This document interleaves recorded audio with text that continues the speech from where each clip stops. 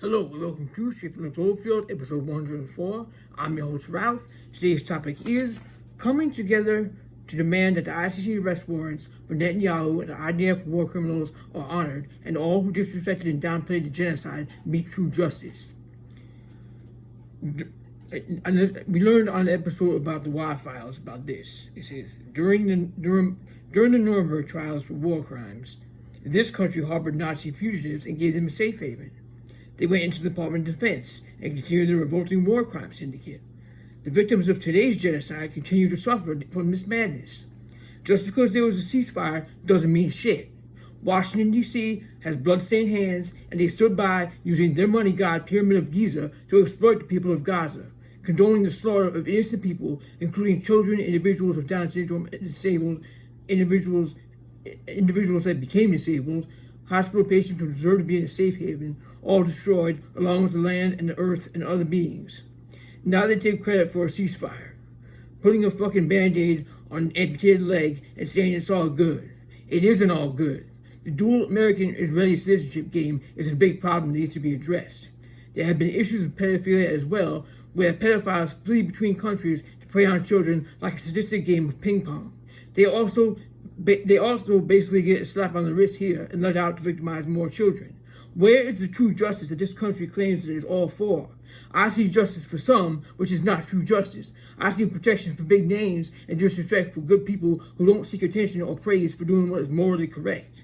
We need to come together and call out the hypocrisy of this bloodstained White House and help our brothers, sisters, non-binary friends, and most of all, the most vulnerable, children, disabled people, the elderly, and disabled people, especially those who meet challenges in advocating for themselves. They have so much to teach us about living for the present moment.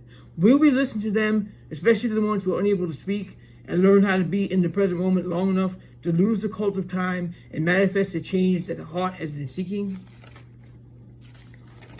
We need to stand up for people who cannot stand up for themselves. Stand against a sadistic cult that bombs hospitals and all safe places that people are supposed to be safe and cared for. It's not acceptable. It's totally unacceptable.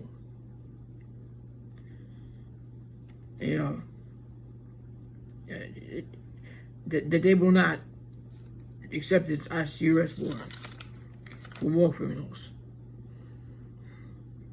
Individuals that posted their sadistic behavior online. Synagogue of Satan. Murdering children. Murdering people with Down syndrome. Murdering elderly people. Attacking a pregnant lady that lost her child. We do this for Hin Rajab, who was terrified, left in a car. Our cousin got murdered, surrounded by the sadistic IDF, knowing that there was a little girl in there, and she was murdered.